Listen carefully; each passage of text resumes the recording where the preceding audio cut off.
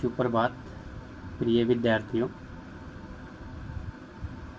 आपने अप्पू के साथ 2.5 साल जो पाठ है उसका पहला पार्ट कल पढ़ा था।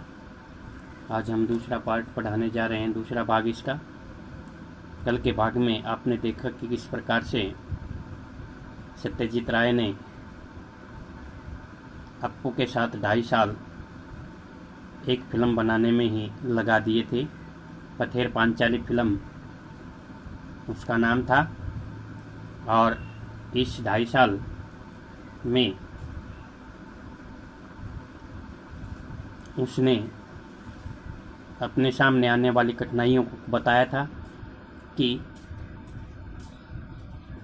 वे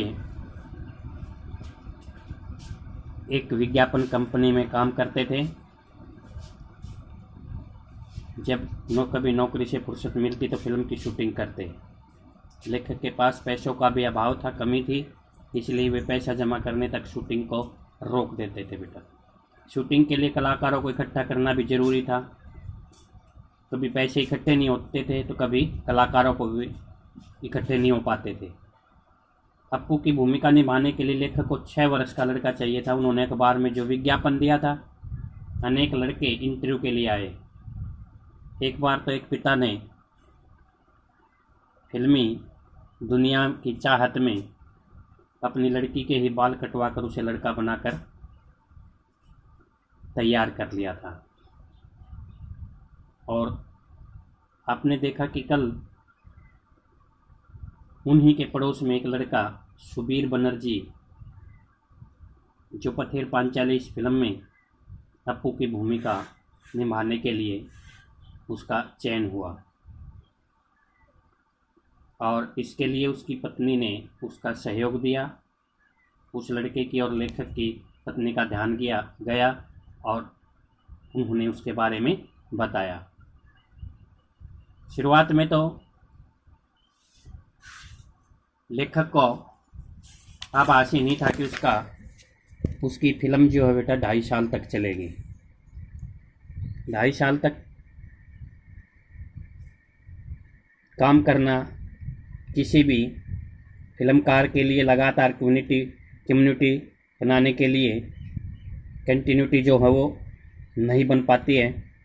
लेकिन फिर भी सत्यजीत राय ने हार नहीं मानी, क्योंकि समय बीतता जा रहा था और लेखक को जो डर था वो प्रमुख था, वो अप्पू और दुर्गा की भूमिका निभाने वाले जो बच्चे हैं वो बड़े होते जा रहे थे।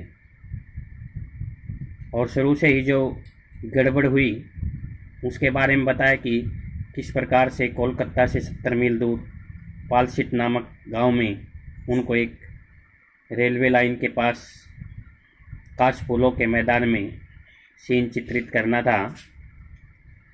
पहली बार वे जब रेलगाड़ी देखते हैं तो उस सीन को करने में, उस दृश्य को फिल्माने में उन्हें 2 दिन लगने थे। एक दिन की शूटिंग तो उन्होंने पूरी कर ली थी, लेकिन दूसरे दिन वे नहीं जा सके, और उससे आगे जब वे दोबारा वहाँ गए तो वहाँ का दृश्य देखकर वे अचंभित रह गए। तो कल यहाँ तक पढ़ाया था बेटा हमने कि उन्होंने बताया था कि हम सभी के लिए वो जगह जो थी बेटा बिल्कुल अजनबी थी। एक दिन का सीन करने के बाद जैसे ही वे घर पहुँचे, 7 दिन बाद शूटिंग के लिए उस जगह गए तो वह जगह हम पहचान ही नहीं पाए।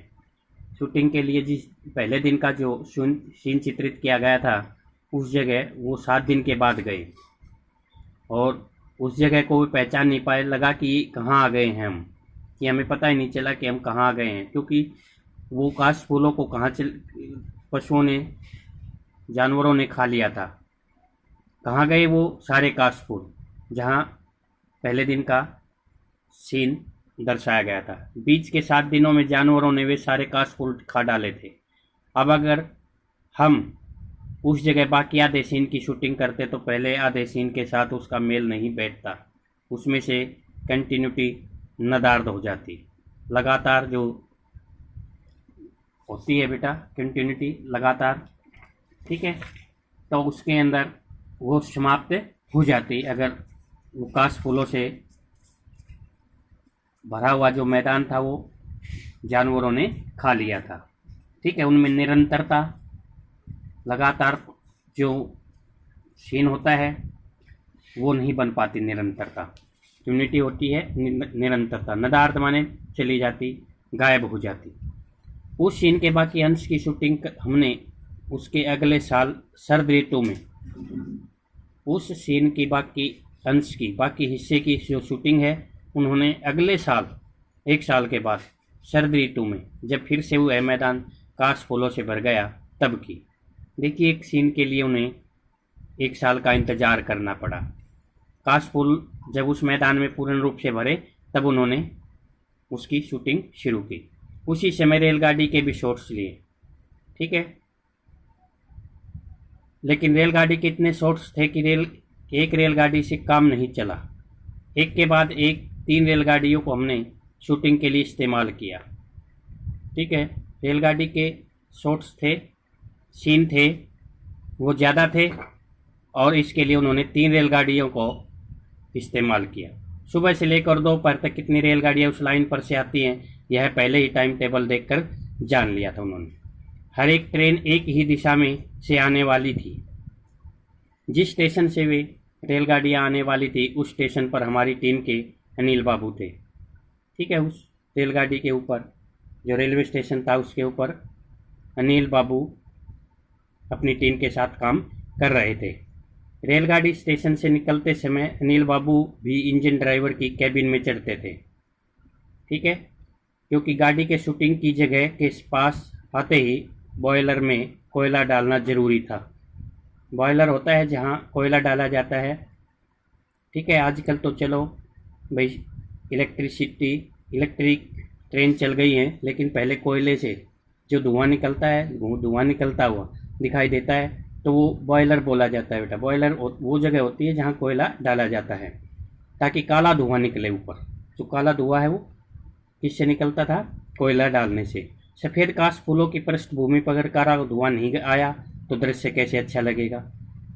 सफ़ेद जो काश फूलों का जो मैदान था उसके ऊपर उस रेलगाड़ी के काले धुएं का आना था और वो दृश्य दर्शाना था उन्हें। तो इस प्रकार से उन्होंने अपनी रेलगाड़ी की जो समय सारणी है, टाइम टेबल है, समय सारणी, उसको भी जाना, पहचाना। और क्योंकि एक रेलगाड़ी से काम चलने वाला नहीं था इसलिए उन्होंने 3 रेलगाड़ियों से उस शूटिंग के काम को पूरा उन्होंने किया। पथेर पांचाली फिल्म में जब यह सीन दिखाई देता है तब दर्शक पहचान नहीं पाते कि उस सीन में हमने 3 अलग अलग रेलगाड़ियों का इस्तेमाल किया है, ठीक है। इतनी निरंतरता, क्योंकि हम फिल्म को एक दूसरे से ऐसे जोड़ देते हैं कि हमें पता ही नहीं चलता कि किस प्रकार से, क्योंकि उसमें 3 रेलगाड़ियों का इस्तेमाल हुआ लेकिन वो दर्शक उन्हें पहचान नहीं पा रहे हैं। आज के डीजल और बिजली पर चलने वाले इंजनों के युग में वह दृश्य इस प्रकार से हम चित्रित न कर पाते क्योंकि उसमें से धुआं नहीं निकलता है, ठीक है। डीजल के या बिजली के जो इंजन होते हैं बेटा उसमें धुआं नहीं निकलता है, तो धुएं निकलने के लिए कोयले का प्रयोग किया जाता था जो बॉयलर में डाला जाता है। और उस सीन को दर्शाने के लिए उन्होंने जो 3 गाड़ियों का इस्तेमाल किया। आर्थिक अभाव के कारण, आर्थिक होता है धन दौलत से संबंधित अभाव कमी के कारण बहुत दिनों तक हमें अलग अलग समस्याओं से जूझना पड़ा। उन्होंने अलग अलग समस्याओं से जूझना पड़ा था और फिर एक उदाहरण वे देते हैं। उन्होंने फिर उदाहरण दिया, मूल उपन्यास में अप्पू और दुर्गा के भूलो नामक पालतू कुत्ते का उल्लेख है। देखना आगे एक कुत्ते का जिक्र किया गया है जिसका नाम भूलो है। गांव से ही हमने एक कुत्ता प्राप्त किया और वह भी हमसे ठीक बर्ताव करने लगा।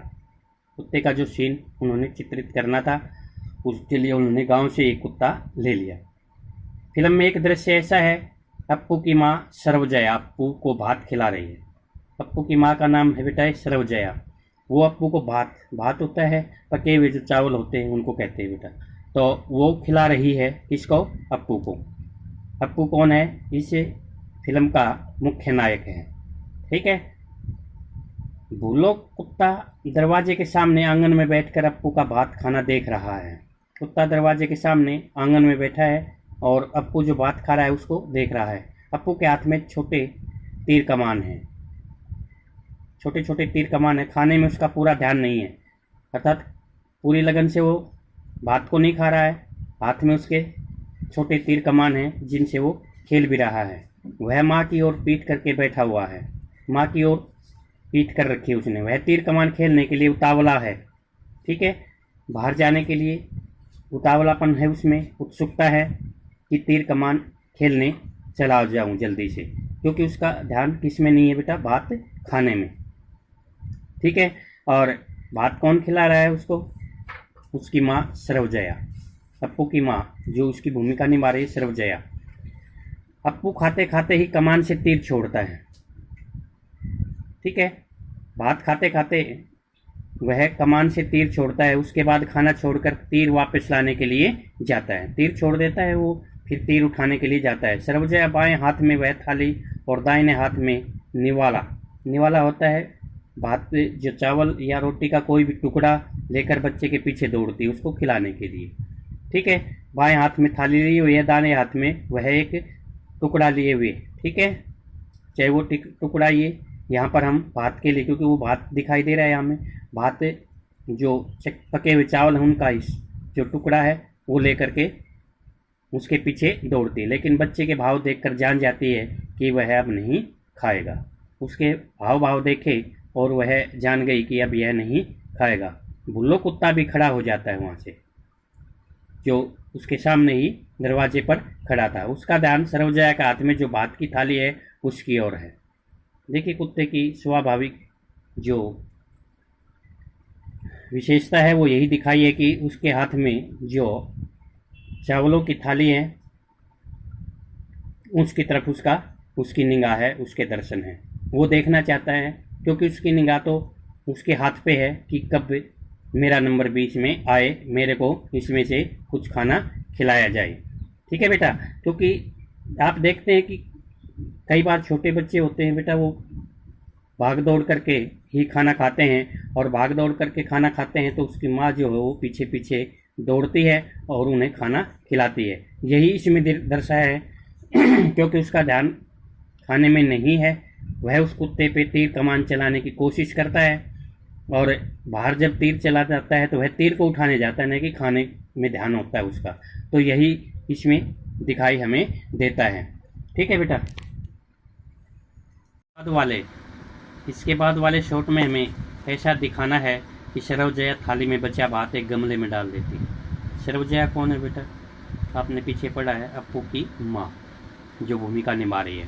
वो थाली में जो बचा हुआ चावल है, ठीक है, पका हुआ जो चावल है वो एक गमले में डाल देती है। वह भुल्लो कुत्ता जो है वो उसे गमले में से भात को खाता है। लेकिन यह शॉर्ट सीन हम उस दिन न ले सके क्योंकि सूरज की रोशनी ख़त्म हुई और उसी के साथ हमारे पास जो पैसे थे वे भी ख़त्म हो गए थे।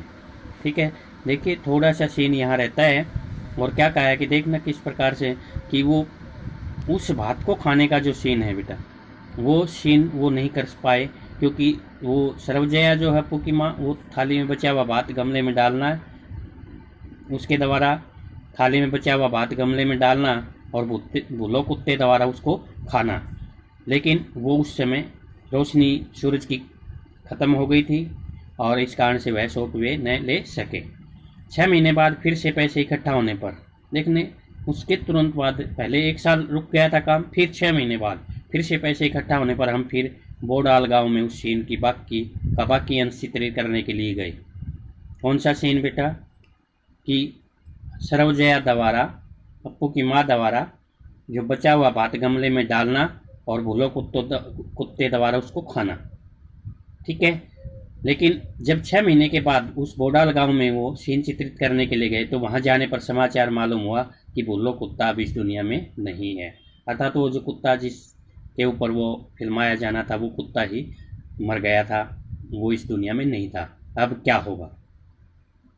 प्रश्न उठता है कि अब क्या होगा, क्योंकि वो कंटिन्यूटी निरंतरता बनाए रखने के लिए सीन में और उस कुत्ते का होना ज़रूरी है, उसी तरह के कुत्ते का होना ज़रूरी है। तो वो यही हुआ बेटा, 6 महीने के बाद उस कुत्ते की मौत हो गई थी और वो उस सीन को करने के लिए देखना आ गई।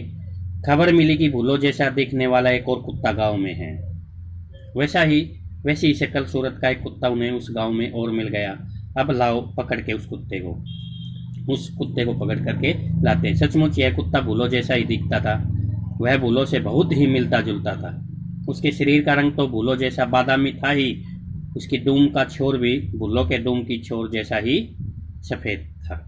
ठीक है, हूबहू एक ही रंग के, एक ही शक्ल सूरत के, ठीक है, एक ही तरह के जो उनके शरीर का गठन था, वो वैसा ही कुत्ता सत्यजीत राय को मिल गया था बेटा। तो बताया कि उसकी दूम होती है पूंछ का हिस्सा जो हो, ऊपर का जो हिस्सा है बेटा, छोर भाग जो है वो भुल्लों के दूम की तरह के छोर जैसा ही सफ़ेद था। आखिर यह फेंका हुआ बात उसने खाया। जो पीछे सीन बच गया था बेटा, कौन सा कि गमले में डालने वाला भात वो कुत्ता खाता है। और हमारे उस दृश्य की शूटिंग पूरी हो गई।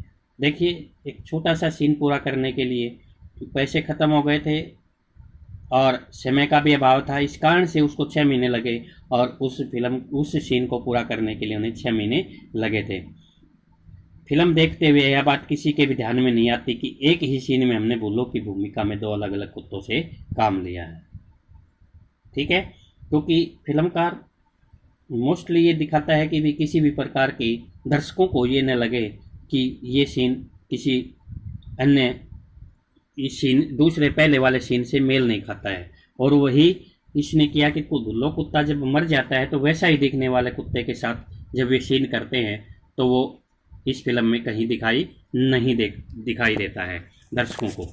और फिर कुत्ते के संदर्भ में ही नहीं, आदमी के संदर्भ में भी ऐसी समस्या से पथेर पांचाली की शूटिंग के काम के दौरान उलझना पड़ा था।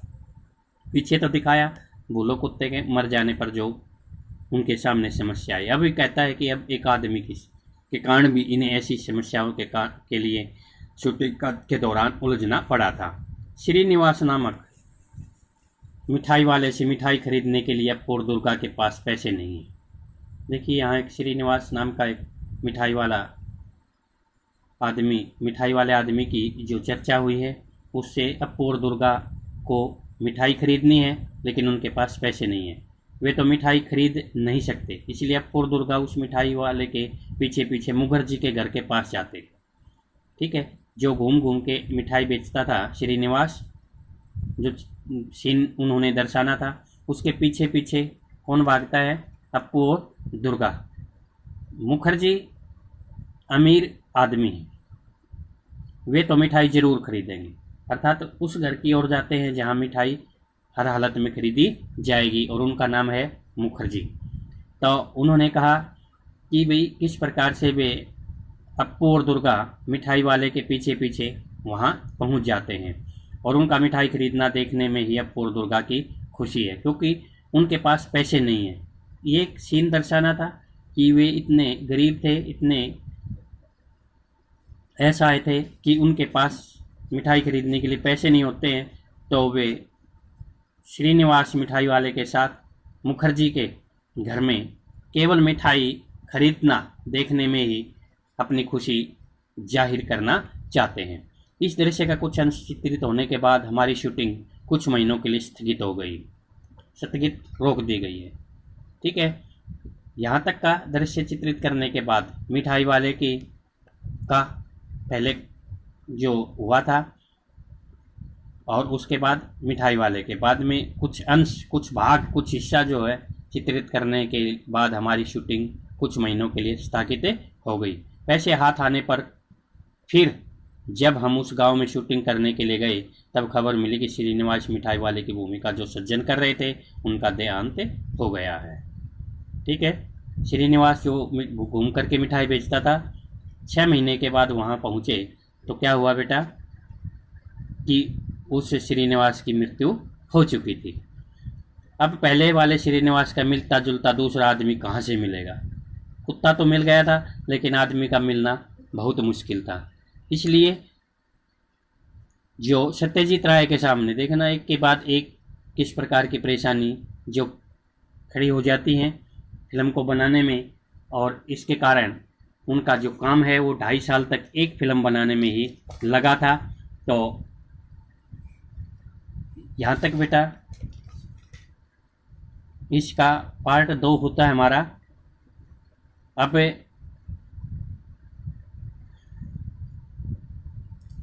जो इसके ऊपर प्रश्न दिए गए हैं बेटा, इस पाठ यहाँ तक जो पढ़ा हमने, कल हमने कितने प्रश्न लिखे थे बेटा? 12 प्रश्न लिखे थे, और आज हम इससे आगे लिखेंगे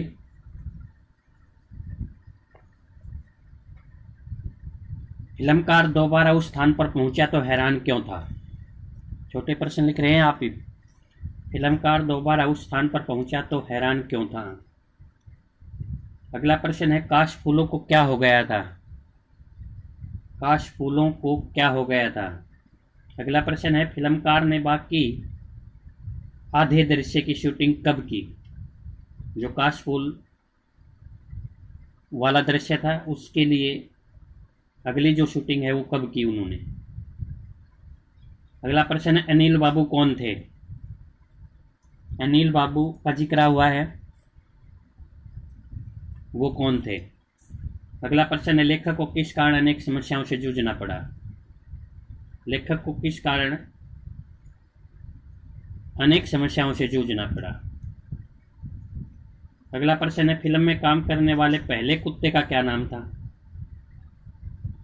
जो पहला कुत्ता था उसका नाम उन्होंने जो रखा था वही दूसरे में तो रखा, लेकिन वो कुत्ता मर चुका था तो वो उस कुत्ते का क्या नाम था। अगला प्रश्न है इस फिल्म में अप्पू की भूमिका निभाने वाला, अप्पू की माँ की भूमिका निभाने वाले औरत का क्या नाम है।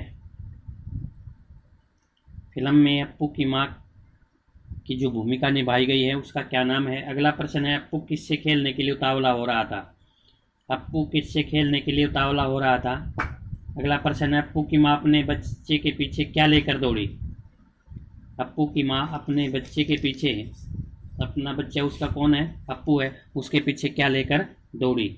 और अगला प्रश्न है बचे हुए बात का सरवजया ने क्या किया। बचे हुए बात का सरवजया को ने क्या करना था वो बताना है। दूसरे कुत्ते के शरीर व पूंछ का रंग कैसा था। दूसरे कुत्ते के शरीर व पूंछ का रंग कैसा था।